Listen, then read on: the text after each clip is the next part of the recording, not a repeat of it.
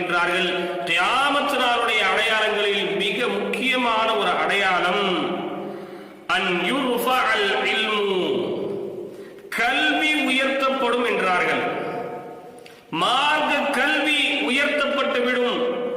மார்க்க கல்வியை படிப்பதற்கான நபர்கள் யாரும் இருக்க மாட்டார்கள். படித்த கல்வியை கற்பித்துக் கொடுப்பதற்குமான நபர்களும் யாரும் இருக்க மாட்டார்கள். இன்றைக்கு இந்த அடையாளம் எந்த அளவிற்கு மிக பிரபலமாக, எந்த அளவிற்கு விரிந்து காணப்படுகிறது என்பதை நாம் யோசிக்க வேண்டும். இன்றைக்கு பெரும் பெரும் மதரசாக்களில் ஓதக்கூடிய மாணவர்களின் எண்ணிக்கை குறைந்து கொண்டிருக்கிறது. ஓதி முடித்தவர்கள் இன்றைக்கு இமாமத்து பணியிலும் தரிசு பணியிலும் இருக்கக்கூடிய எண்ணிக்கை குறைந்து கொண்டிருக்கிறது.